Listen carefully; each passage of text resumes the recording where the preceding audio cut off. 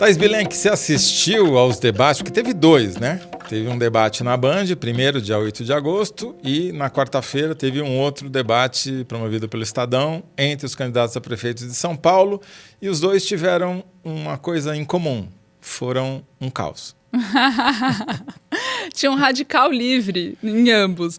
O Pablo Marçal, candidato do PRTB, primeiro ele protagonizou embates com a Tabata Amaral, no segundo, sobretudo, com o Guilherme Boulos. Se no primeiro debate ninguém sabia como seria, porque naturalmente era o primeiro, no segundo já se podia esperar uma postura, no mínimo, sem ética do candidato. E ele foi muito além, né? É difícil classificar esse candidato. Eu acho que a gente não está aqui para discutir o Pablo Marçal. Eu acho que a gente não pode incorrer nesse erro. Eu acho que a gente tem que fazer, inclusive, a discussão metalinguística da coisa toda. Sim, e da função dos debates. E a função dos debates, e como que um debate pode servir ou não ao processo eleitoral democrático com radicais livres, que é um dado da realidade que está posto. Depois do debate de quarta-feira, que foi o debate do Estadão, eu liguei para as campanhas do Boulos, do Datena e do Nunes. Falei com mais de uma pessoa por campanha. Estavam todos, Toledo, embasbacados. Esboçando, ainda tentando elaborar e que tipo de reação eles teriam. Já era o segundo debate. Porque o comportamento do Pablo Marçal, para quem não assistiu o debate, eu nem vou recomendar para que assista, porque são cenas de pugilato verbal, e algumas não verbais, né? É completamente fora da caixinha, né? Fora da caixinha e da casinha, né? É um comportamento de quem alguém foi lá como para provocar, não foi lá para debater. Isso. Eu vou falar duas cenas só, para a gente não se estender, que foram as que marcaram o debate. Na primeira, o Boulos começa falando, compara o Marçal ao Padre Kelmon das eleições presidenciais passadas. Imediatamente, o Marçal fala, se eu sou o Padre Kelmon, eu vou exorcizar o demônio com a carteira de trabalho. Ele tira a carteira de trabalho do bolso e começa a erguer ela em punho para o Boulos. O tempo dos dois acabam e eles estão sentados em cadeiras uma do lado da outra. E continua a altercação entre os dois e o Boulos perde a cabeça e começa a com o dedo bater na carteira de trabalho do Marçal, que tira antes, então fica aquela cena. Mas o que faz? O que acontece imediatamente? A equipe do Marçal, que filma várias pessoas filmando com o celular e fazendo transmissão ao vivo, e as redes dele, tem muita audiência, mais audiência, eventualmente, que a do próprio debate. Então, estão filmando a cena, depois ele faz o corte, que é a edição de um trecho específico, publica tudo isso nas redes dele, falando exorcizando o demônio petista, ou coisa que o valha, e aquilo viraliza e vira a grande imagem do debate. Essa é uma das cenas que eu acho que precisa descrever, e a outra é que, para mostrar que a estratégia dele é essa, enfim, é uma coisa complexa, a Tabata e o Boulos estavam debatendo, entre os dois, um debate direto. Então, o Marçal não estava na cena, não tinha nada a ver com ele, eles estavam falando de proposta. O que ele faz para tumultuar? Ele vira a cadeira dele de costas para os dois, e ele usa boné, ele é teatral, então a equipe dele filma ele ao vivo, transmitindo tudo aquilo ao vivo. A grande discussão que passa a ser é sobre ele estar dando as costas para o debate. E o debate mesmo deixa de ser notícia. Ninguém mais tem concentração para falar de debate. Não é para discutir ideias, não é para discutir problema de São Paulo, não é para discutir solução, é para fazer palhaçada e ser disruptivo, essa maldita palavra que foi incorporada pelas novas tecnologias. Eu gosto dessa palavra, mas divergências à parte, é mais do que fazer palhaçada. Ele tem uma estratégia de rede social que é muito inovadora, que é produzir cortes, ele estimula os seguidores a fazerem cortes das cenas que são transmitidas ao vivo, e as que mais viralizam ele remunera. Ele paga. Ele paga. É o melhor estímulo que você pode dar para viralizarem as suas coisas, pagando, né, premiando. Isso deixa todo mundo atônito, porque as campanhas falam, bom, tem uma série de ilícitos eleitorais sendo cometidos, a gente não consegue nem tabular eles para denunciar para o TSE. A Tabata entrou com medidas, enfim, estão tentando reagir, mas o estrago já está em curso. Só para a gente, antes da gente discutir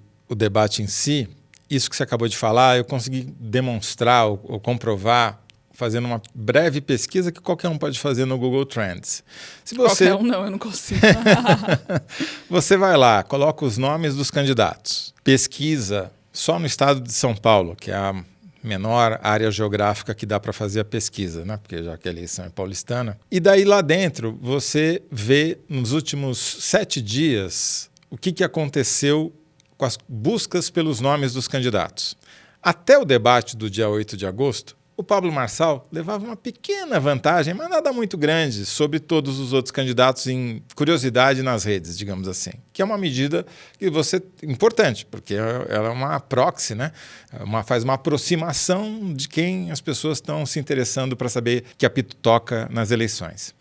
Aí vem o debate do dia 8 e todos têm um pico de interesse muito grande, concentrado justamente durante o debate, nas horas imediatamente seguintes.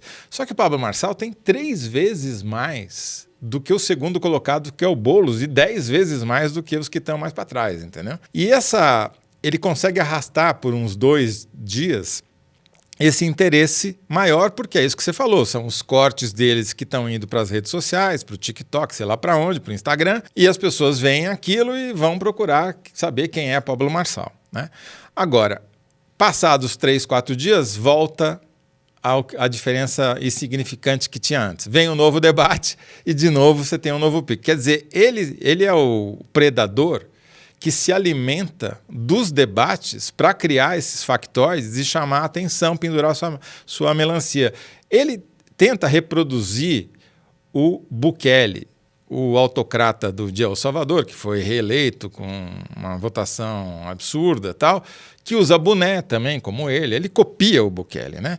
E é o cara o autocrata 2.0, porque usa as mídias sociais para se fazer. É um cara que tem uma política de segurança comparável a da PM de São Paulo, enfim. Mas meu ponto para terminar, é que figuras como ele, como Pablo Marçal, eles não são disruptivas, elas são destruidoras do processo democrático. Elas não estão aí para se eleger, elas estão aí para destruir o processo, né? E elas conseguem tal repercussão através das mídias sociais que elas põem em risco mesmo o sistema, né? É o Trump nos Estados Unidos, é o Bukele em El Salvador e por aí vai. E aqui nós temos essa cópia mal feita chamada Pablo Marçal. E é justamente o efeito deletério que isso tem no debate que está gerando uma dúvida nas campanhas, que vale a pena participar de debate com ele? Vale a pena a gente ir, se colocar? Porque quem que estava ouvindo a proposta de um ou do outro lá? Ninguém, entendeu? Não tem nem ambiente. Então, pelo menos o Datena me falou já que não tem interesse nenhum em ir nos próximos debates para participar desse show de horrores.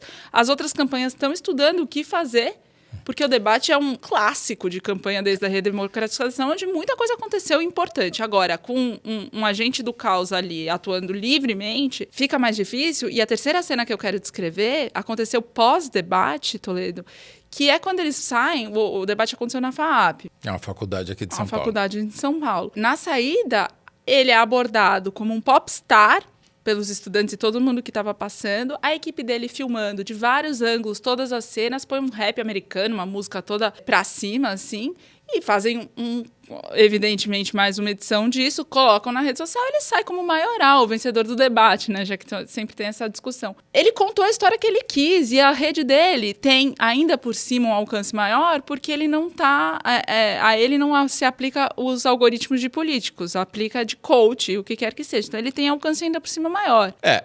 Agora, tem um outro lado dessa moeda também, né, Thaís? Porque eu vi uma pesquisa qualitativa que foi feita durante o primeiro debate, do dia 8, na Band. O relato que se faz, que as pessoas que estavam, né, participavam do grupo, principalmente dos grupos C e D, que é quem decide a eleição em São Paulo, né, são os pobres, né, classe média baixa e os pobres. Quem venceu foi a Tabata, principalmente, e o Boulos. Não tem valor estatístico, tá? Algumas menções esparsas ao Datena, e o Marçal, segundo as pessoas, foi o grande derrotado. Tá. Por quê? Porque não propôs nada, só atacou os outros, perdeu a linha, se descontrolou. É meio unânime essa visão, pelo menos entre os mais pobres, em relação a ele. Na qualitativa que o Estadão fez para o debate deles de quarta-feira, deu um resultado muito parecido, né? Então, a minha impressão é que o Pablo Marçal não é candidato a prefeito. Ele é candidato, talvez, a deputado federal daqui a 2 anos, ou a senadora, já que são 2 vagas, tudo pode acontecer, ou a captar mais clientes, porque ele fala para um público muito específico. Entre as mulheres, ele é execrado, porque ele é um misógino. Eu não tenho certeza disso, se ele não vai para valer para essa candidatura à prefeitura. O que eu acho que precisa acontecer ou não pode acontecer para que esse fuzuê que ele causa nas redes sociais não vire voto? E eu conversei com as campanhas, a minha pergunta era essa para eles todos, né? Tem uma máxima que é quem pauta a agenda da campanha leva, né? Ganha. Quem consegue estabelecer qual que é o assunto que se discute acaba tendo vantagens. Você está fazendo uma cara de que discorda, depois você me fala o motivo. Mas se você consegue pautar o debate, você está em vantagem para ganhar a eleição. As campanhas vão ter que dar um jeito de não deixarem a pauta ser dada pelo Marçal e pelo caos que ele coloca. Então, talvez não ir a debate seja um jeito de escapar disso, mas também tem que ter mais do que isso. Tem que ter agenda própria, tem que ter temas que se imponham. Eu tendo a achar que a maioria do eleitorado não cai nessa. E ele está construindo uma enorme rejeição, principalmente entre as mulheres e entre os mais pobres, contra ele, o que torna ele inelegível numa eleição em 2 turnos, porque se você tem mais de 50% de rejeição, você não... Vamos ver o que as pesquisas quantitativas vão dizer sobre isso ao longo do tempo. Agora, não é que eu estava discordando que quem pauta ganha, é que não é só quem pauta, né? São várias condicionantes para alguém ganhar a eleição. Tem um fator interessante também que a gente precisa estudar com mais calma. Depois desse debate da quarta-feira na FAAP, do Estadão, as menções e as buscas pelo Boulos cresceram muito junto com ele, por causa da polêmica. Você pode dizer, por um motivo errado, porque são buscas por temas negativos, mas o fato é, como já dizia o grande Paulo Maluf, contém ironia, falem mal, mas falem de mim. Né? E o Boulos precisa que falem dele, principalmente nas periferias, na população pobre, onde ele ainda não chegou e onde está o eleitorado petista e lulista que pode eventualmente vir a elegê-lo. Né? Então, eu tenho dúvidas se toda essa campanha negativa do Marçal contra o Boulos, nesse debate especificamente, não pode ser um tiro pela culatra para ele. Bom, a Tabata como protagonizou o embate no primeiro debate, ela foi para o enfrentamento e continua indo. Ela está nessa estratégia. As outras campanhas ainda estão estudando se não é o caso de virar as costas em vez de ir para cima. A gente vai ver o que as campanhas vão decidir, a gente vai ver o que vai acontecer também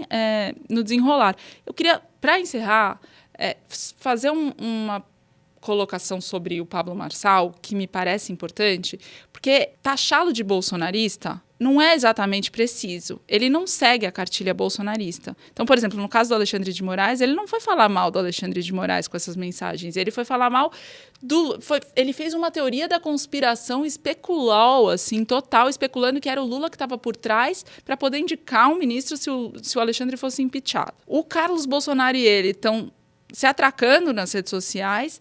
Ele mesmo já falou para o Bolsonaro se vacinar, então ele não é anti-vax. Ele tem outro tipo de colocação, o que faz com que ele tenha um apelo para o eleitorado a ser medido ainda diferente do bolsonarismo clássico. Sim, e o bolsonarismo tá dividido. Agora, sobre os debates em si, Thaís, eu acho que vale dizer o seguinte.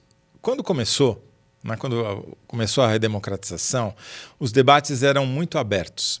E tem um debate histórico, em 1989, entre presidentes da República na Bandeirantes, mediado pela Marília Gabriela, que todo mundo já ouviu falar, porque, entre outras frases, teve a famosa filhotes da ditadura, dita pelo então candidato do PDT, Leonel Brizola, governador do Rio Grande do Sul, exilado, né, político, durante o período do golpe militar. E o Brizola, a cena foi a seguinte: o Maluf era o candidato herdeiro do governo militar, era a primeira eleição presidencial direta, ele já tinha sido candidato, Maluf, no colégio eleitoral, tinha perdido para o Tancredo Neves em 84, tentou se eleger presidente. Ele tentou desqualificar o Brizola, dizendo que ele era louco, que ele era um desmiolado, que tinha... Aí soltou uma frase de efeito dizendo: você morou 15 anos no exterior e não aprendeu nada. E daí a claque malufista riu, gargalhou, e o Brizola, se dirigindo à claque, não ao Maluf, falou: vocês são um bando de filhotes da ditadura. E a frase pegou, etc, etc. E foi uma zona completa. Dali para frente o debate descambou. O que aconteceu depois? Aos poucos, os debates foram ficando cada vez mais engessados, as regras foram ficando cada vez mais fixas e os debates foram ficando cada vez mais chatos, né? Tinha menos esse tipo de enfrentamento e as audiências dos debates também, com uma outra exceção, talvez os da Globo, um debate o primeiro, porque gerava alguma curiosidade, também começaram a cair. Em reação a essa perda de interesse do público, as regras dos debates foram se flexibilizando também, começaram a imitar um pouco os debates americanos, permitir que os candidatos pudessem andar pelo palco, chegar perto um do outro, não ficavam mais naquela sua baiazinha, separados, numa distância segura, né? Eu acho que a tendência... Todo mundo lembra do Bolsonaro indo para cima do Lula, lembra? Exato. Em 2022. Quase caiu, inclusive, no palco. Na hora de se afastar. Exatamente. Então,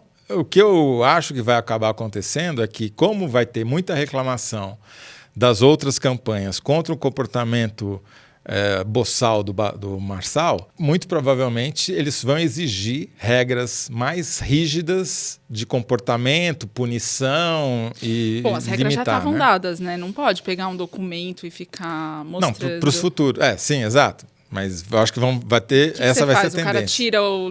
É complexo. É Sim. complexo. Alguém não seguir as regras de um debate ao vivo é complexo. E ele ainda vai se vitimizar, né, por qualquer coisa que seja feita que... Se o cara não for debater, ele vai usar isso também. Mas eu acho que, enfim, vai ter consequências. Agora, o que perde é o debate, né? O que perde é o debate. E o que está em questão aqui é que o debate é feito num formato e pensado para televisão. Embora esse tenha, sobretudo, transmissão de... internet, né? Era do Estadão com Terra na FAAP. São debates televisivos, de formato televisivo. Só que os cortes de um candidato vão para as redes sociais e prevalecem sobre a íntegra do debate em si. Então, os debates vão ter que ser pensados também agora num novo cenário. Sem dúvida nenhuma. Bom, já que a gente está falando sobre conflitos, vamos falar de mais conflitos ainda gente agora. Do céu, esse homem está querendo guerra. Agora os conflitos não em São Paulo, mas em Brasília.